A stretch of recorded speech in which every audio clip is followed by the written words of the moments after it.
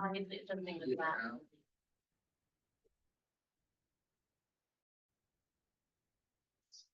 Okay, now hopefully the show.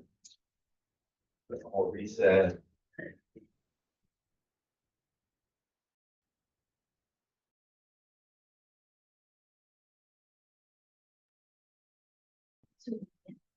I didn't realize it's so like coming up.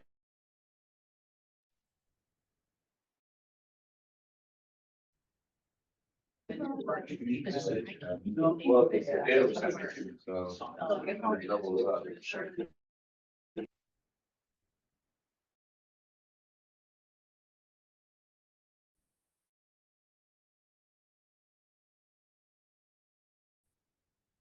I don't know. It's been on vacation for a long time. It's been up again. Yeah, okay, so look, we go, second, Busy. there's a, and it should work as is. That's at the theater. Down in. Well, it's all day today. So my PO got it today. I don't think. It's good, but it's not here, so.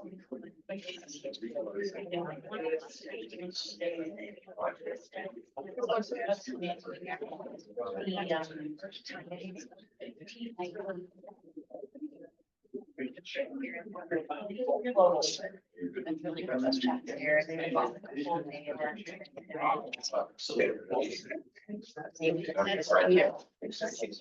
really nice.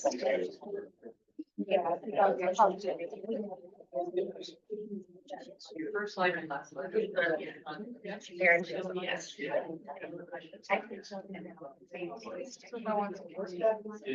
could, we could just go on over there. Yeah.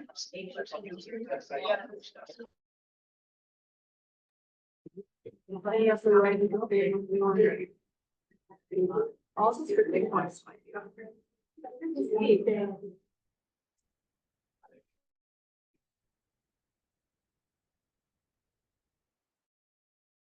Yeah.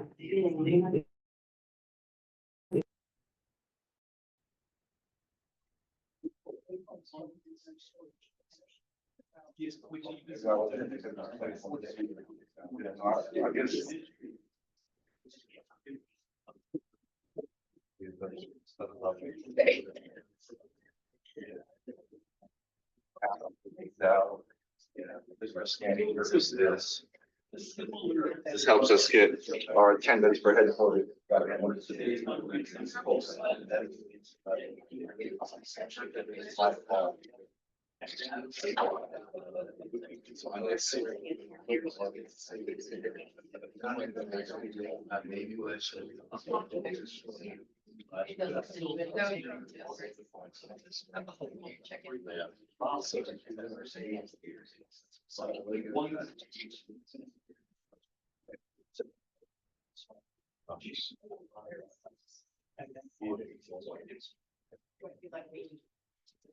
It's locked.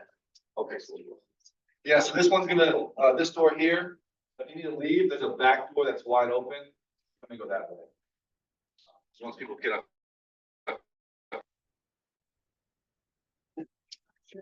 I think it's about 9 o'clock, right? David? 2 minutes? Ah, that's what it is.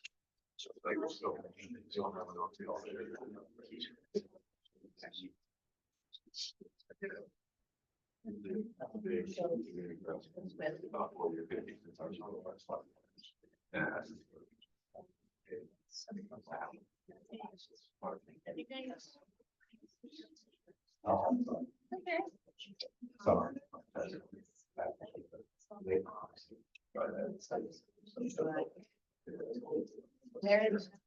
Oh, yeah. Change traffic. Ah, well, she,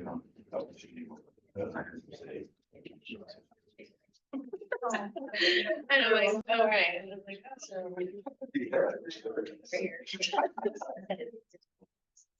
Go to the other door. That's what.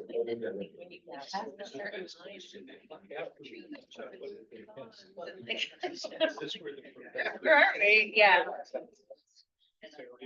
To find out if it belongs here.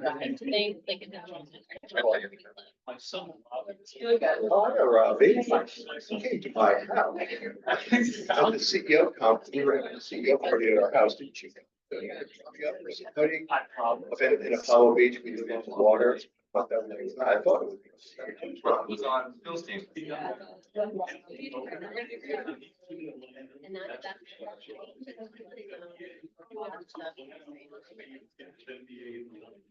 Well, tell him Professor Hertz, like Hertz Rennick, said hello. I said, well, very much. He was very sweet. Well, very proud. Like, he was very good student. I enjoyed having him in class. What's your name? Giles Hertz. My best. Tell him to stay in touch. I'm still here by saying, tell him to stay. I love it when the students stay in touch.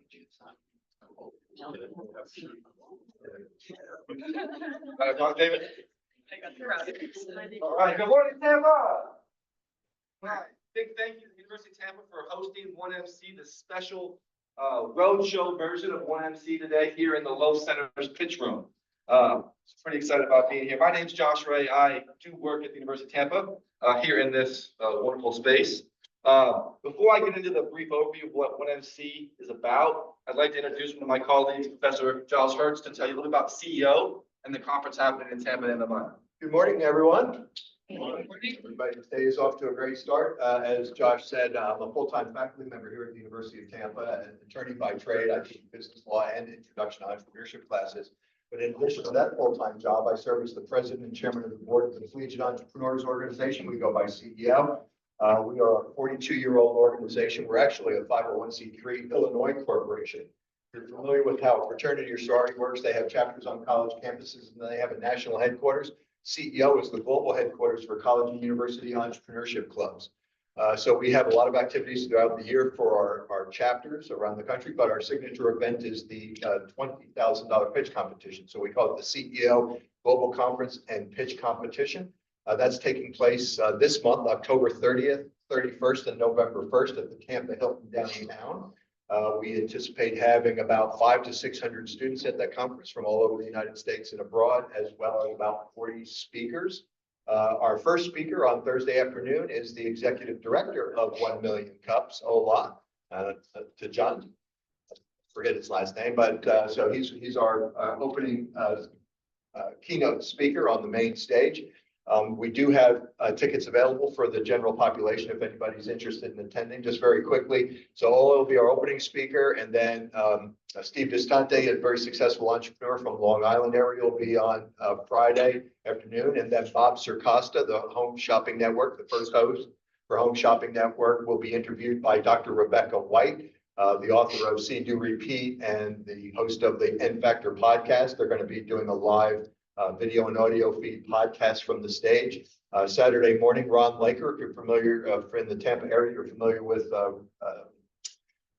Trademark Recycling, one of the largest metal recycling companies in the world. They recently sold a new core steel. And then on Saturday afternoon, a young man from Atlanta, Georgia will be our final speaker. Kevin Jennings is his name. So I'm really excited about our keynotes. We have then about 25 to 30 subject matter experts in breakout sessions. They go 2 or 3 at a time. So it's set to be a very good conference. I'm really excited about it. If any UT students are interested, I encourage you to contact the UT Entrepreneurs Club. They are a chapter of the Collegiate Entrepreneurs Organization. And if any of the community members, I'll be around through the end of this program. I can give you more information. So thank you, Josh, for the time this morning, and enjoy the program today. Thank you. Yeah, excited about that. All right, so brief overview of what 1MC is about. And who's here maybe for their first time ever at a 1 Million Cup event? A few of my students in the community. How'd you hear about us? The Entrepreneurial Center. Okay, great. Well, thanks for coming your first time at this location. Yeah. Make sure you come see us over there too. So we're usually at the Entrepreneur Flower Center in Ybor City for many students in the room who are here for the first time as well. So pretty fun space over there. All right, so 1 Million Cups is really a community-focused organization that allows to, I guess it creates an opportunity for entrepreneurs in the community, say Tampa, right, to come to their local chapter, think of like a fraternity or sorority, and share their idea with the community. So they get 6 minutes to present. So each presenter today will have 6 minutes, and then they'll get about 20 minutes of Q&A from each presenter will get from the community. So you get the presentation and feedback and maybe networking or resources, maybe a mentor from the community. And it's really a welcoming environment, right? Think of like Shark Tank, where it's maybe a little more intense, and this is more like a dolphin tank, where it's a welcoming, inviting, and inclusive environment cultivated by the Cultivate Foundation out of Kansas City. And we have the 1MC here in Tampa now for 10 years. I started coming to 1MC as a graduate student at the University of South Florida back in 2014 when it started. So I've been along for this journey for the last 10 years. Did spend a little bit of time in Kansas City at their chapter as well. So if you don't follow us on social media, it's facebook.com/1millionCupsTampa. Instagram, it's the @1MCTPA. And then LinkedIn, it's 1millionCupsTampa. A few minutes ago, I passed out some QR codes. If you could scan those for me, that just tells our headquarters back at Kaufman how many we have in attendance today. And so that's just helping us out there. Okay, so we have 2 presenters today. HeyMacey is going to be our first one. Macy, you ready? Macy is a senior here at the University of Tampa studying entrepreneurship. And so this is actually a business that she has in a competition that I'm hosting here. And so let's see how well she does. Make sure for questions, Q&A, make sure you raise your hand. So, Macy.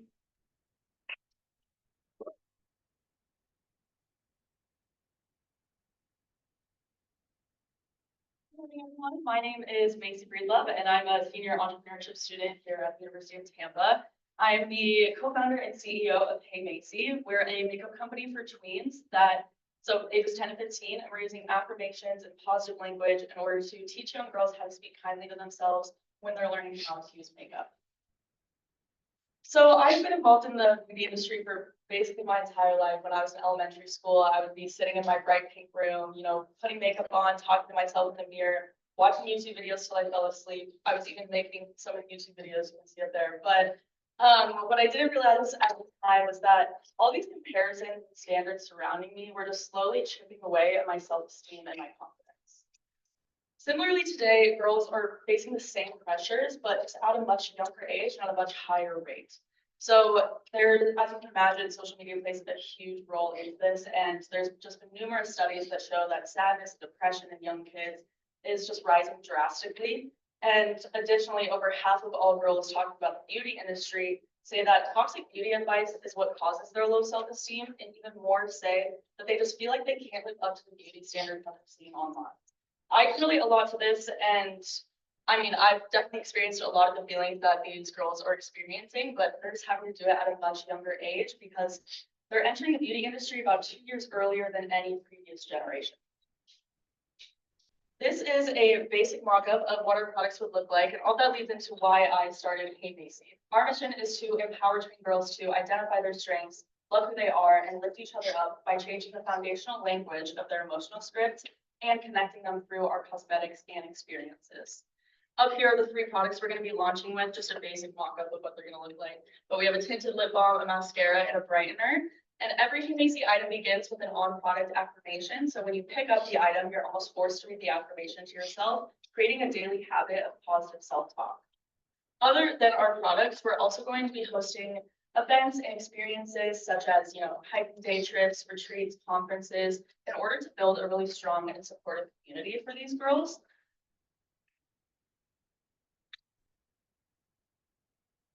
Here are some of our competitors, such as Glossier, Florence by Mills, and Rare Beauty. And these companies have built really strong foundations with, really solid customer bases, but they really only focus on minimalism and a lot of celebrity influence. So what makes us different is that with our affirmations, we're actually changing the daily beauty routines of people's everyday lives, which sounds really disruptive, but it's what's necessary in order to get rid of this negativity.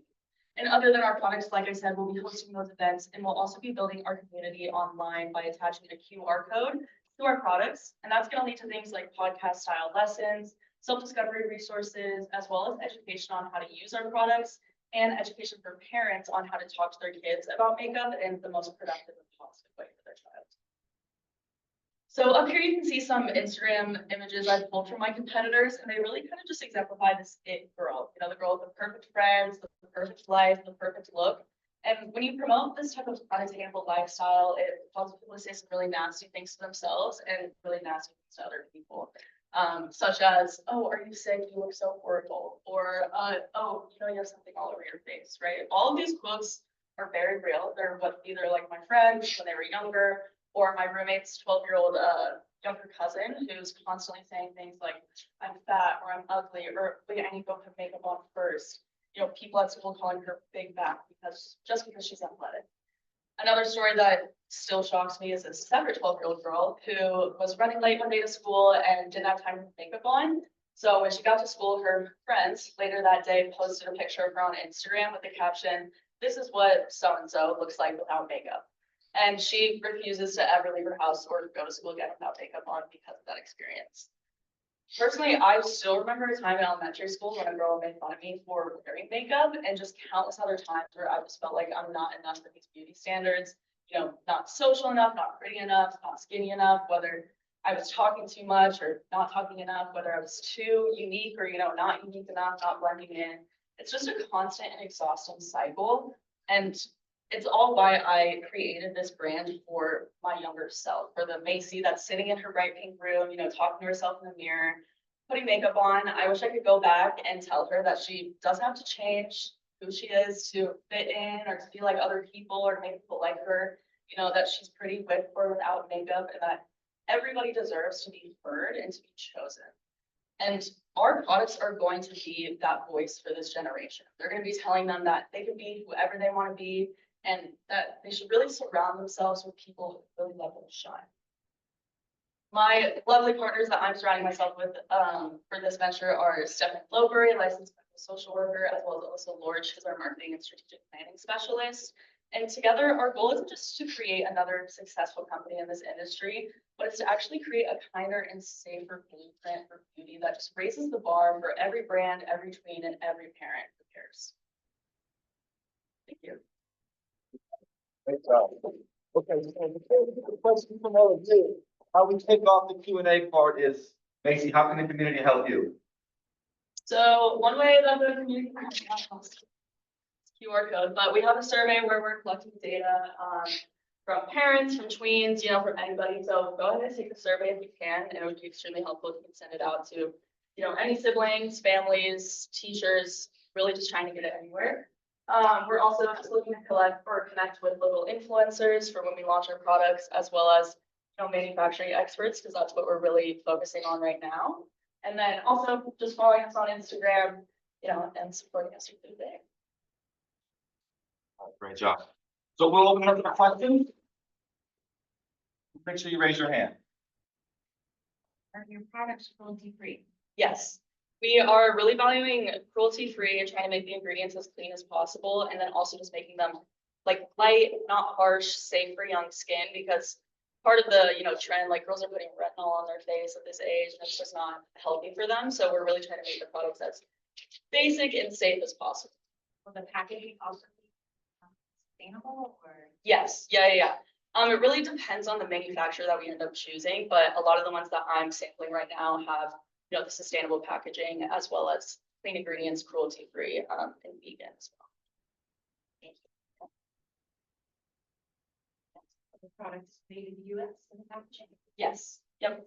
I'm currently sampling manufacturers, haven't chosen one yet, but they're all manufactured. Okay, a long time question, very important.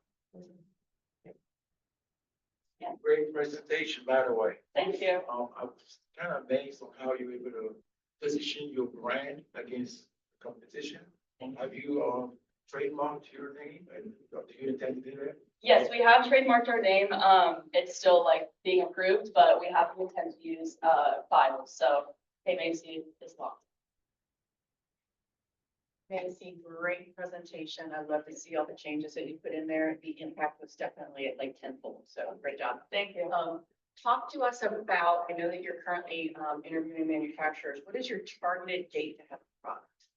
So the target date, I'm attending the Cosmoprof trade show at the end of January in Miami. So I would love to have a manufacturer chosen by then, so hopefully I can meet with them at that event. And then we're planning on launching in either June or July of next year.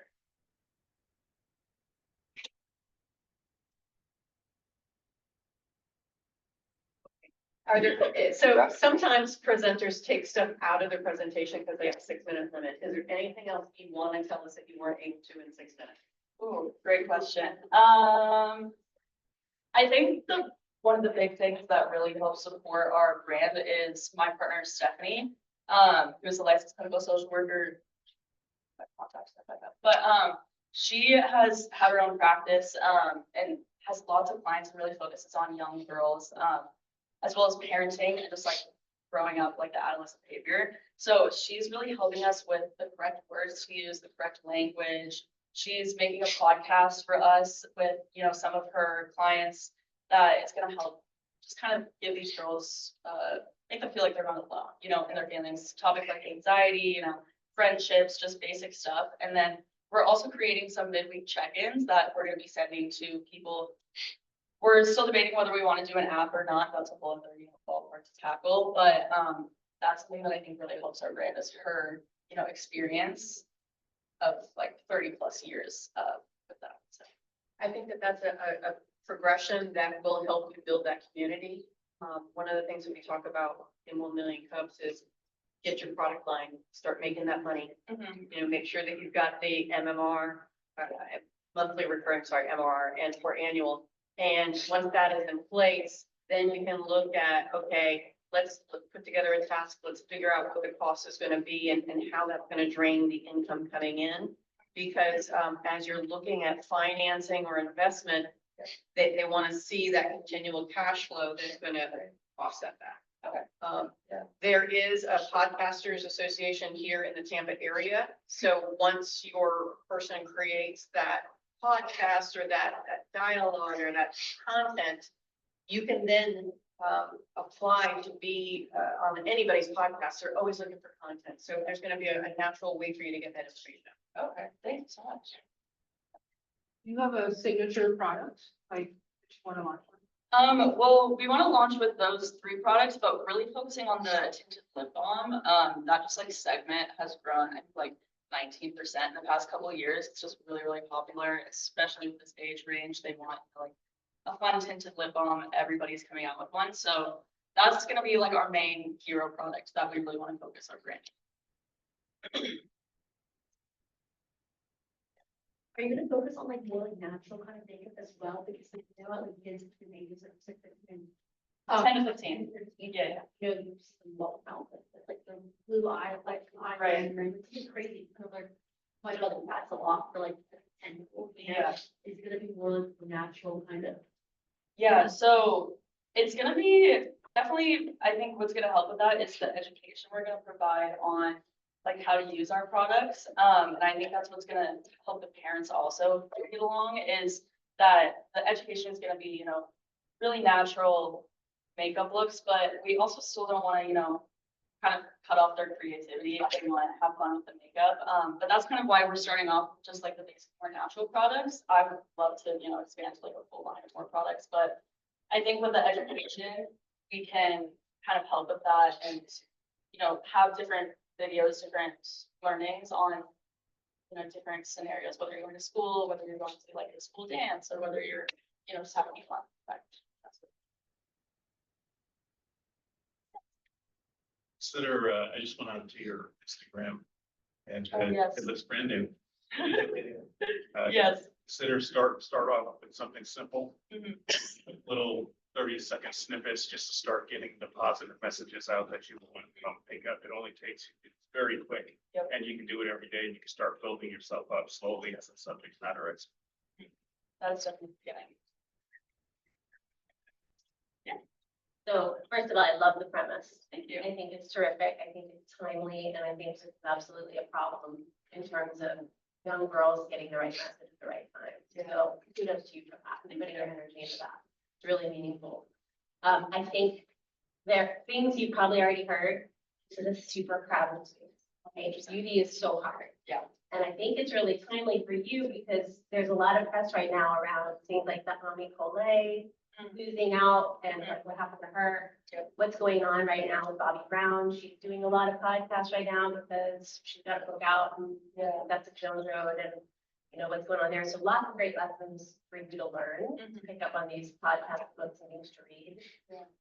But I do think because it's such a crowded space, I would lean into in your deck, in your presentation, when you get a little more time, lean into some of these things that are really your differentiators. I think the idea of bringing parents into the mix and other people who are in these young girls support circles is awesome. And I think that's really different. If you're offering content to parents and families and things like that, that's amazing. I love the idea, the image, like how do you keep it sort of natural? So the message isn't like, hey, 10-year-old girls, you need makeup. Right, yeah, We know you're gonna do it anyway, so do it in this nice, Yeah. natural, healthy way. right, yeah. Right? So I think there are some things that you mentioned and talked about. There's hero products that you really want to call out. I'd love to see that in the deck. Like, Okay. these are our 3 things we're gonna start with. We have this really sheer lip balm, et cetera, et cetera. But be careful about phrasing it like, well, everybody's doing a lip balm, so we want to do a lip balm. That's the reason not to do a lip balm. Yeah. It's gonna be that much more crowded. Yeah, So make sure you come out with what's different about ours. gotcha. You guys are Okay. special. Yeah. Just because you're gonna have to cut through that noise. And I know that this demographic is such a bellwether, like if young teenager age likes you, you're golden. Yeah, So if you can find a way to capitalize that, you guys are gonna be off and running. thank you. I'm just gonna, the products are supposed to be lower price than for younger girls. So the prices, increase on everything. See like, how, there's cheaper brands, but they gone up, some of the products have gone up. Yeah. Time like that. Elf is definitely like one of the brands we're looking at because their main differentiation is their price. They have like such low free prices. One thing that I kind of found shocking through the survey that we've been putting out is one of the questions is like, if you were recommended a product by a friend, what's like the lowest amount or the most amount you would pay for it? And nobody said below $20. So that was kind of a little bit eye-opening on like, if these girls are, you know, seeing a product online and getting a recommendation from their friend, the price is, you know, can be a little bit higher. It's a little bit more like a bend than I thought it would be. We plan on like a $16 baseline, possibly having like 14, 16, and then 18 for the 3 products. So the main thing that I'm trying to do is keep the manufacturing in the United States, which I think will help a little bit with like the costs of the products. But I think they are definitely willing to spend a little bit more money than would assume. What Kate said about breaking the noise. I could be way off on this, but finding some women in sports who I would love to. have aged, either they're still in it, but they're in the higher age range of that, and now they have children they're raising. I think if you can find some influencers in that area, that would build your market. That's a really good idea. Yeah. Macy, great job. You mentioned earlier that you were like looking at the possibility of a app. What does that look like to you? Yeah. So the app would be kind of the mindfulness resource like hub. So ideally the QR code would lead to the app and it would have, you know, resources like our podcast. So it's just a lot more easily accessible than going to something like our website or like our social media. It would have the podcast, it would have these daily check-ins, as well as the education on the products, the education for the parents. I would love to incorporate, you know, some way to we have to keep the balance of like being a part of the social media conversation without like promoting negativity. So love to find a way to like get girls to talk to each other and connect and share stories, but somehow have to find a way to do that where it doesn't, you know, bring the negativity from social media into that. And then just also a space where you can buy our products. Oh, sorry. I just have a follow-up. Yeah. You should look into a past 1MC presenter called Cope Notes. Oh, yeah, I heard him speak once here before. Yeah, Johnny's great. Looking to kind of something like that, maybe a partnership could happen, maybe like, they could do like Macy messages for you, send out daily text messages to that certain age group that you're looking for, maybe in partnership. I thought of that early, so I think that's definitely a connection you should look into. I see also, creating a nonprofit so that the mental health falls under the nonprofit, and then the money that you're putting to fund that will actually be a nonprofit donation. And you can also at checkout, parents love to help out, so can I round it up to support the nonprofit? Okay, yeah. And so even before you have that, I mean, it could fund the app, say, hey, we're looking to create an app and save space online for your kids. Would you donate, round up to the next dollar, round up to the next $5, this is, that kind of thing. Okay. So that could be before the app is, that could help fund it. I'll fund it, yeah. So you have athletic influencers who have grown up in athletics, Mhm. have grown on to become coaches Yes. right here at your school. Probably a volleyball coach or women's soccer coach, those kind of folks. Yeah. Also, USF is up the road with their coaches. If they like what they might help you connect some of the other athletes, then you start creating relationships with the current athletes. Now you get your local machine going. You also have I think we have a female professional women's soccer team. You might be able to reach out to them as well. Yeah. We have time for one or two more questions. If anybody has it? What's your overall vision, like, end goal with this? What would be your ideal? Oh, that's a really great question. I like the thought of me walking into Ulta, because I work there now, and seeing my brand in Ulta would be my innovative moment, but, I think it's definitely a big task that we're trying to tackle with like actually changing the language surrounding like the entire industry. So whether we're gonna be able to like see an end to that, I'm not sure, but I definitely the thought of just like walking into an Ulta and like seeing the girls share products or like sharing them with their friends, that makes me really happy and excited.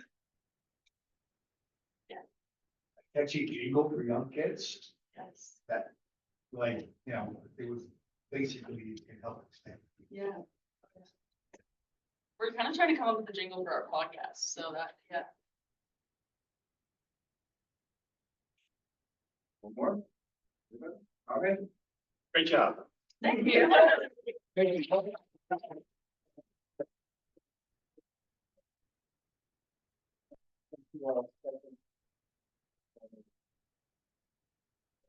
I got a few quick announcements.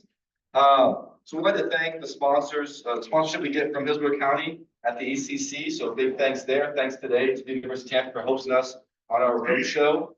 And last, big shout out to Blind Tigers, our coffee sponsor. Don't forget, it's in the kitchen right here. So after we finish up here at 10 o'clock, find your way there to the kitchen for some coffee and more networking. If anybody wants a tour of the center, Professor Hertz, who spoke at the beginning, is willing to give you a tour of the center. So we'll meet in the kitchen, get some coffee, and then he'll take you on your tour of this 40,000 square foot magnificent space.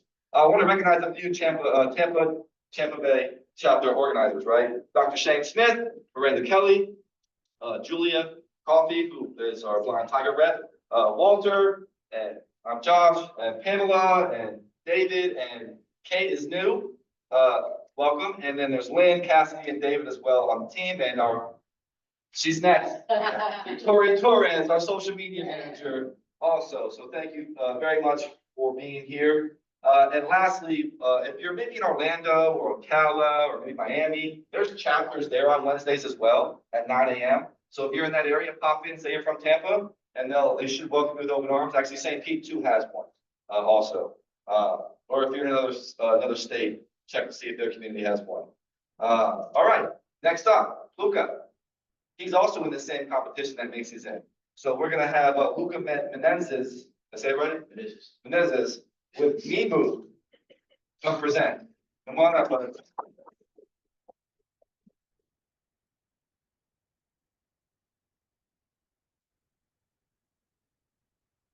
Morning, everyone. My name is Luca Menezes, and I'm an international student from Brazil.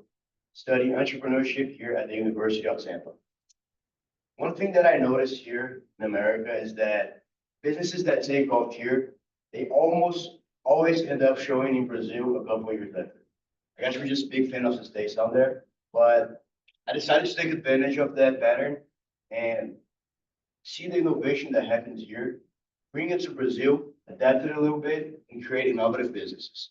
And that's exactly what I'm doing with Memooh. A year ago, I was scrolling through TikTok when I saw the story of two college students who launched and sold their startup for a lift. They made millions of dollars out of that, and their business was to install digital screens on top of Ubers and sell the advertising space to businesses. These were already existing cars that were driving around the city, and from that, they created a fleet of digital advertising that was dynamic, smart, and measurable. They're not the only ones doing that. Firefly, another US-based company that runs the same business model, raised over $30 million and operates thousands of screens across the country. These stories really inspired me, and that's why I'm creating Memooh, so I can bring this innovation to Brazil. Before I explain how we're going to do that, I want to tell you a little bit about the problems with street advertising today. So first of all, it's very expensive. In Brazil, you'd be paying around $5,500 a month for a billboard, a traditional billboard. Also, you can't target it. Every business has its customer profile, but traditional outdoor advertising doesn't allow you to precisely reach that audience. And finally, you can't measure. With all the digital advertising platforms that we have nowadays, we have so much information of how our ads are performing, how many people are seeing, and what kind of people are seeing. But traditional advertising doesn't allow you to do that. So you're spending thousands of dollars and you have no idea of how your ads are doing. Even though we have all these issues, it's still a huge advertising way. In Brazil, it reaches 93% of the population, and 68% of people who saw on street advertising said that they later bought the product that was being advertised. Let's talk a little bit about the industry. As of 2024, it was a $23 billion industry, and it's expected to grow to $47 billion in 2029, which brings us around a 50% growth rate. And in Brazil, it's the second most consumed advertising media. So by this information, we can see that it's a huge industry that has a huge reach, but it stayed behind the ways of advertising that we have today, with the reason that we have no data and no target. And that's where Memooh comes in. We install LED screens on top of taxis and Ubers, but these aren't just regular screens. They're smart and dynamic screens. Ads change based on location, time of day, and neighborhood profile. Now, businesses can finally reach their target audience. Also, it's measurable. So we deliver to clients the live report of how their ads are doing and everything that they should know about their campaign. Who's seeing their ads and how many people are seeing their ads. Finally, it's accessible. Campaign starts from $1,000 a month, which is around 18% of a traditional group. This is the technology that allows us to bring all these features to our product. Over here, you can see our software, and it's the controller interface. So this is what I will be working with to make sure that all the ads are running smoothly. We can see our screens live here, where they're driving to, where our taxis are driving, the history of all the ads that are showing, and most importantly, we create the campaigns for our client. So for example, a coffee place would show advertising in the downtown between 6 and 11 a.m. And a bar ad would show in the nightlife district between 7 p.m. and 2 a.m. Over here is the client interface. They can see everything about their campaigns and how they're performing. And it's a way to make things transparent. So they can know how much money they're spending, what they're getting from it, and what kind of advertising campaigns they're doing.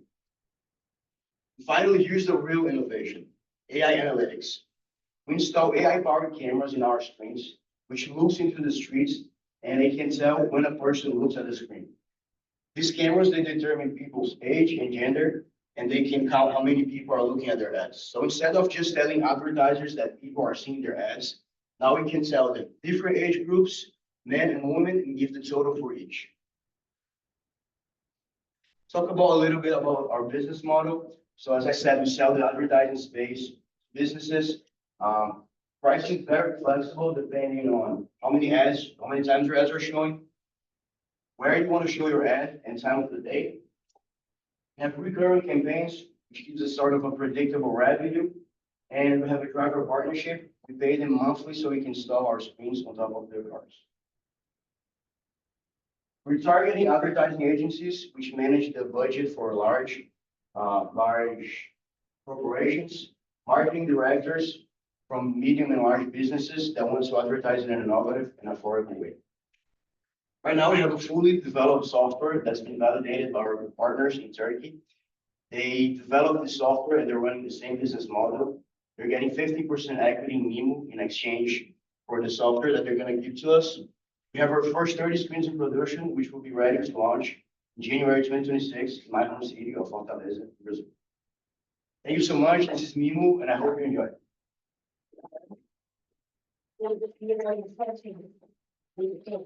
Kick us off with how can the community help you? Yes, so as you guys heard, I'm about to launch in a few months. Right now, the most important thing to us that we're doing is pre-sales. So we're setting up meeting with advertising agencies and businesses that we know that are already advertising Brazil and trying to get some pre-revenue in by giving special conditions such as discounts and more amounts of ads, like the same price that they would be paying for smaller amount of ads. So I'd love to hear some tips on sales, how I could improve my sales pitch, and maybe some context that I could tell the business about. Maybe they won't be advertising in Brazil, but they could give me some feedback on the sales pitch and, just things that these advertisers like to hear.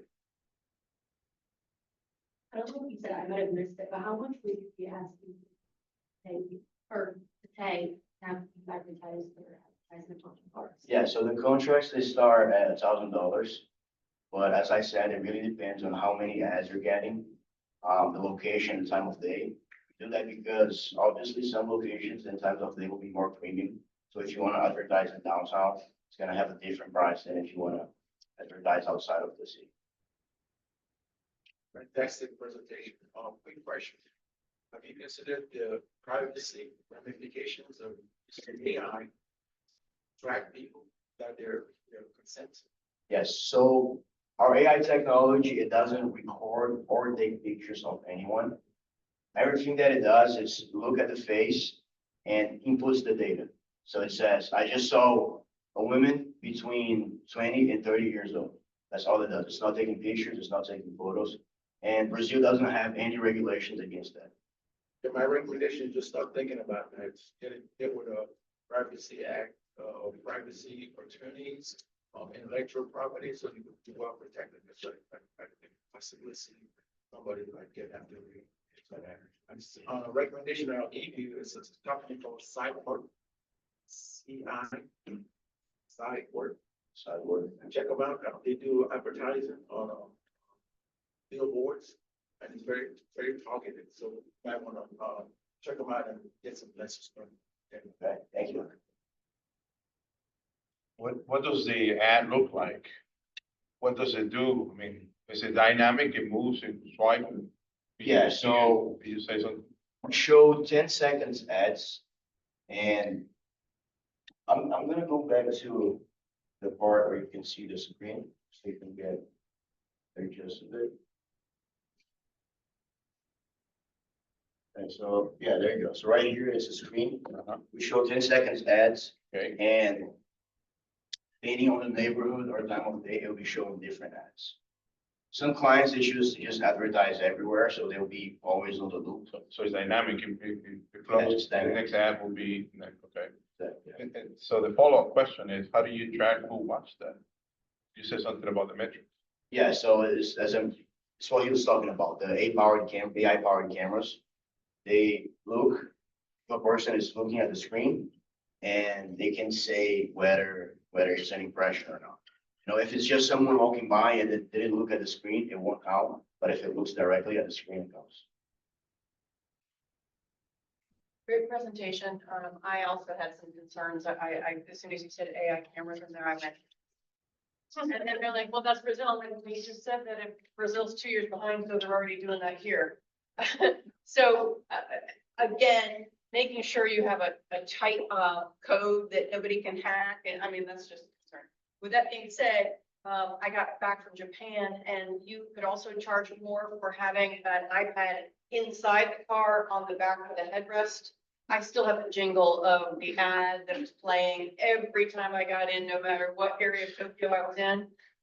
I'm like, I've got to watch that show. I can't understand a word of it, but I want to watch it.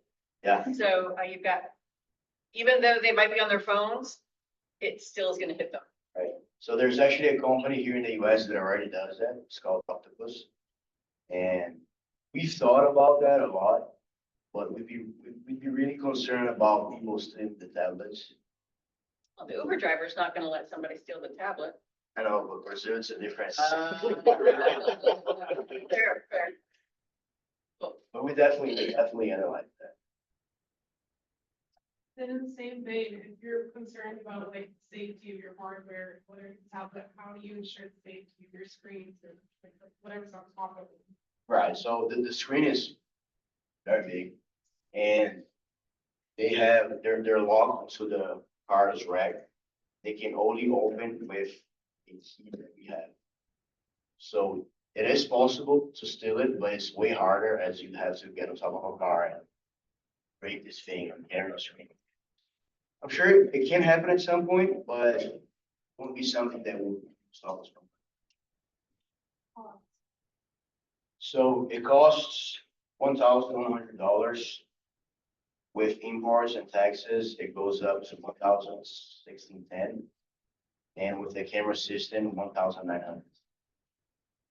What we're doing in the beginning to increase those costs a little bit is only install the cameras in 15 out of the 30 screens that we have.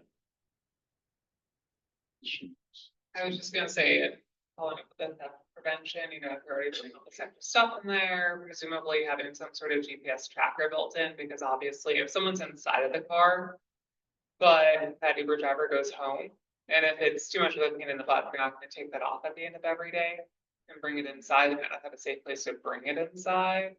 And if that's sitting there for 8 hours while someone's sleeping, if that was that big of an issue, it seems likely that that's gonna be gone in the morning, because what I'm assuming you're saying is a secure key is probably just a special lock, not like you have like a card to prevent someone from stealing your rings, which you can actually go online and buy every single common pattern of those, and I'm assuming that that's sometimes readily available down there.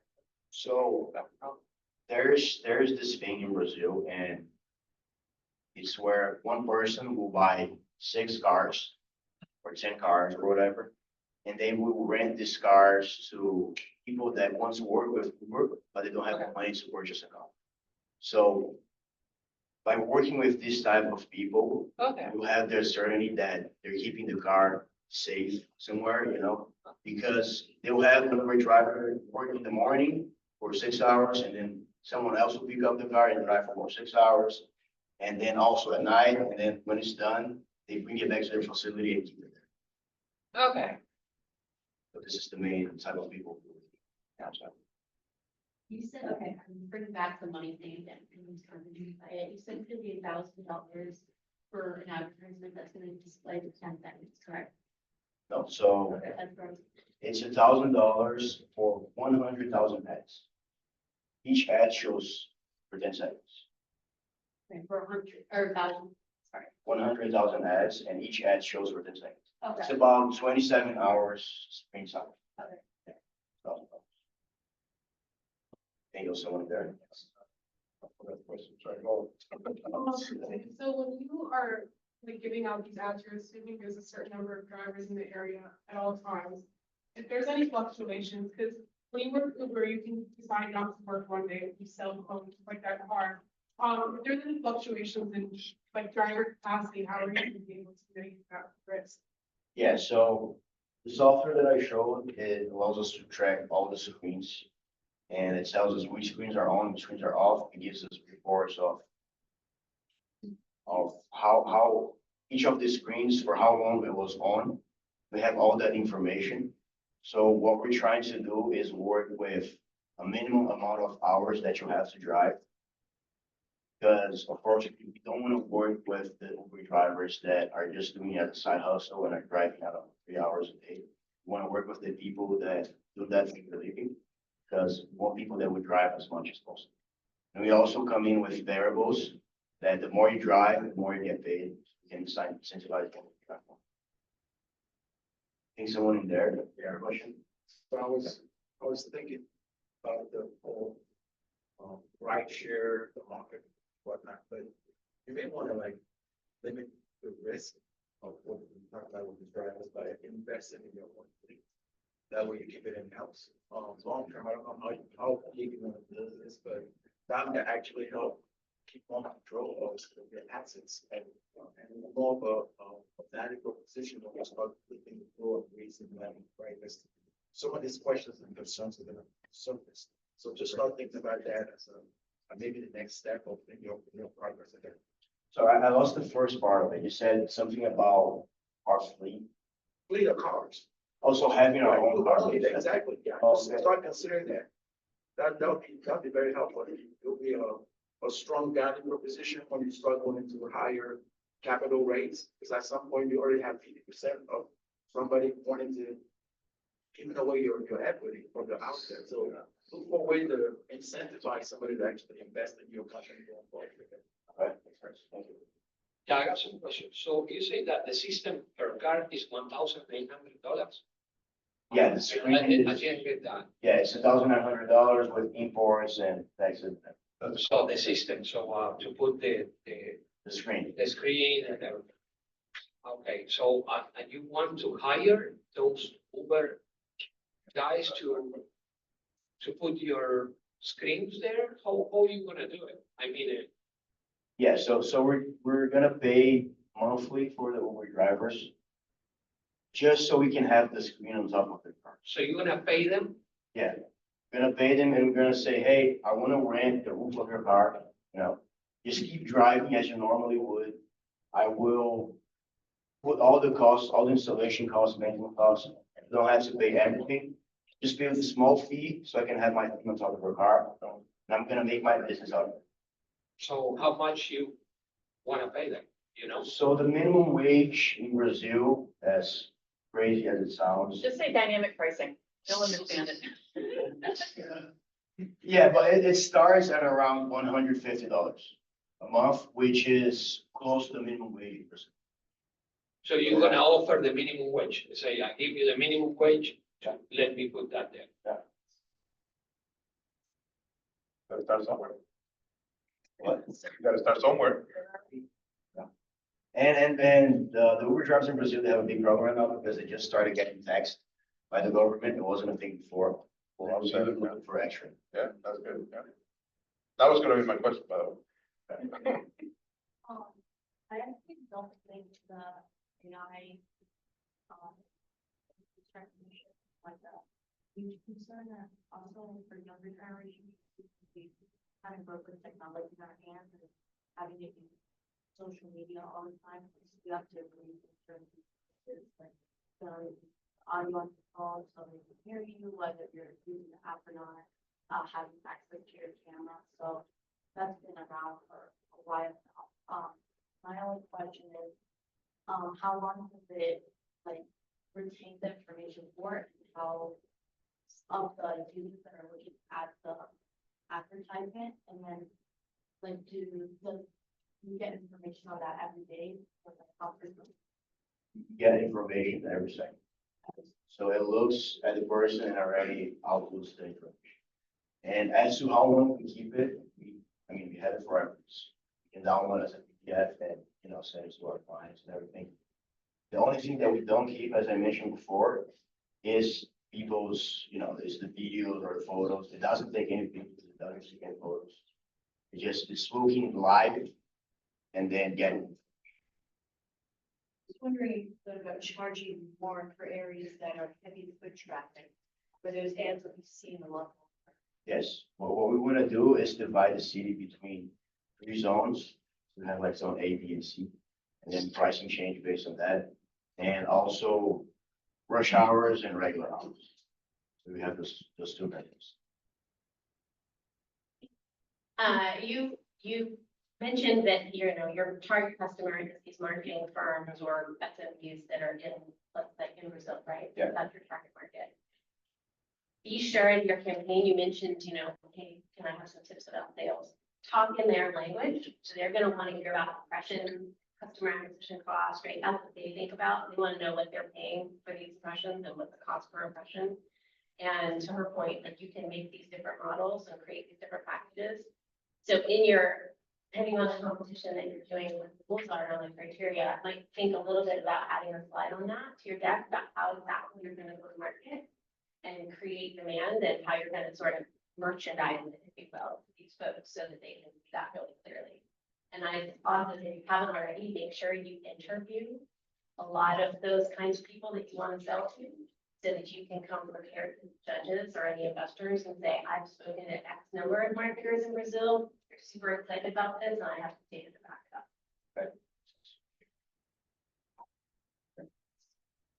Oh, yeah.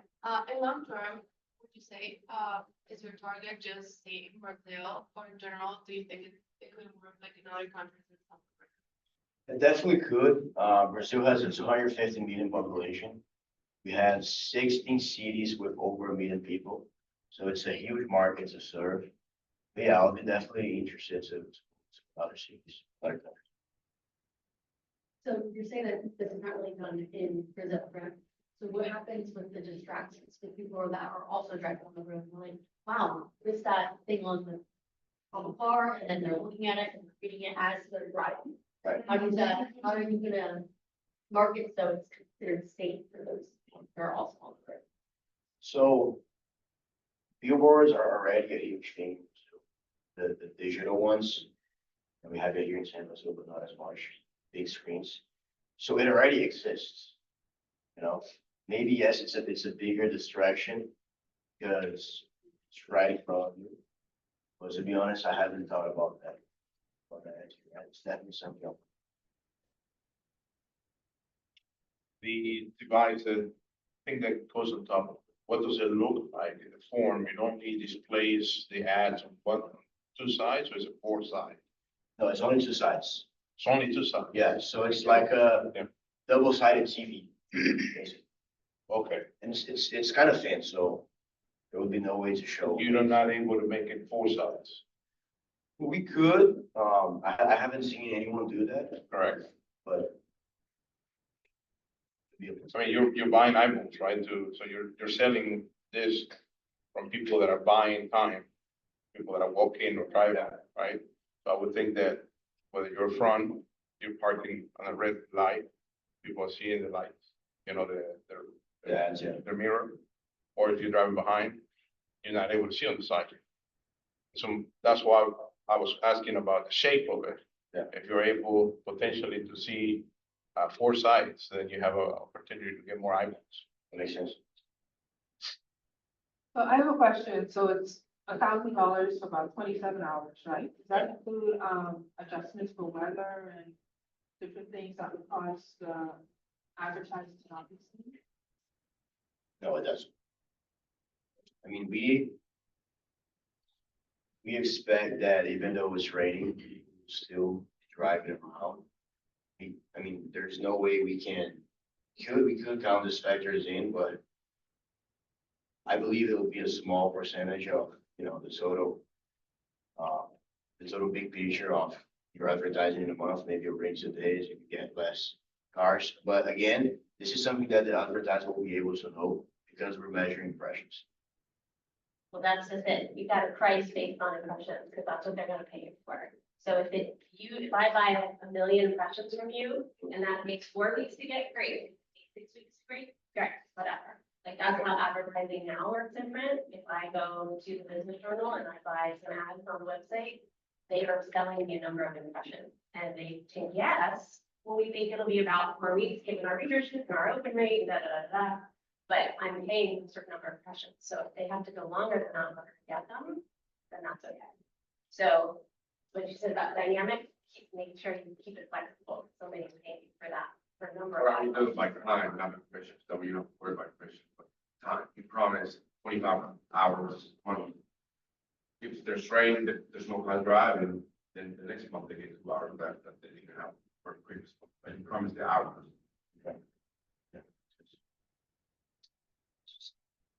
Like to augment your revenue stream, offer the budget, consider direct response ads. In other words, not just that they see the brand, but they actually engage with it. So I don't know if they have a QR code, I don't know what the plan is, but I think that may actually add more to your revenue.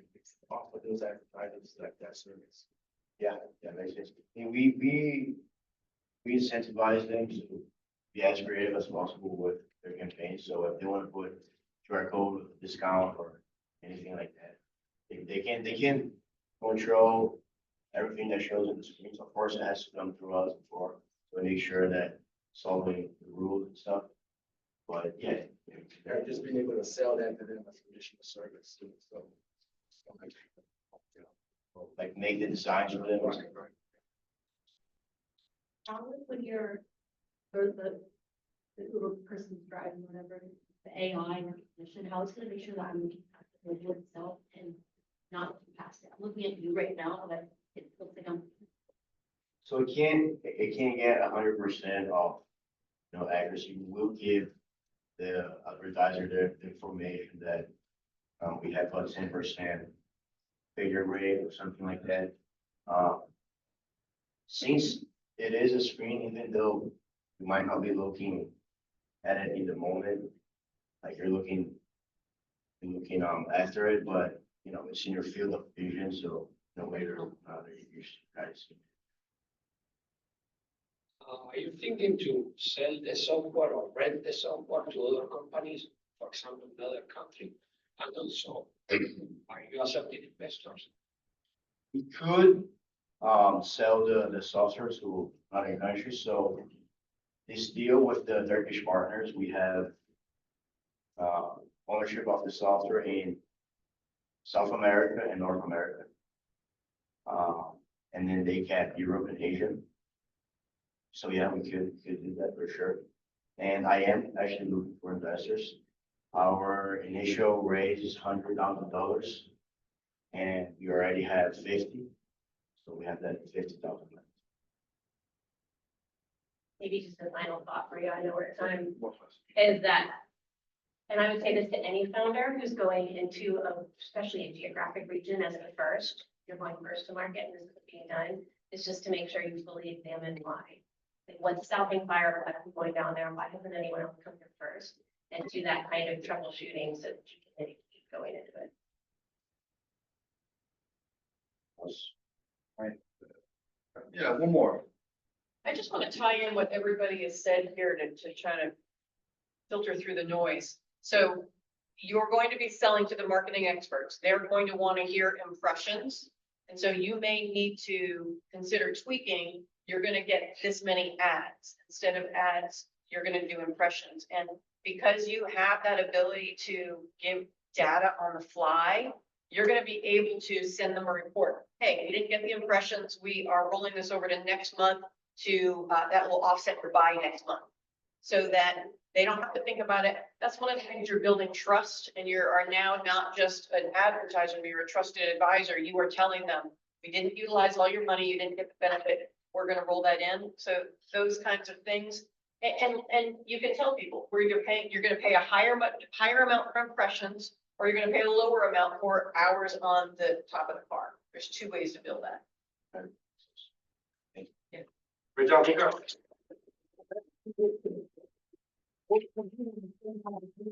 November 7th too, so they're looking pretty good. Do we have any community announcements? Yeah, I have one. For November 18th, I have some flyers over here at the end of the table. From 9 to 11, we have our Entrepreneur Resource Fair, so that's the ECC and all their partners coming together to pretty much showcase what they do.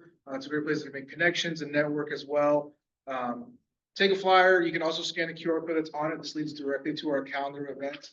95% of what we have to offer at the ECC and EBOR is free. So if you're an entrepreneur, like I'm sure most of you are or trying to be, this is the place to start. You can get free consulting with SBDC, SCORE. If you're a veteran family member or veteran yourself, there's Action Zone.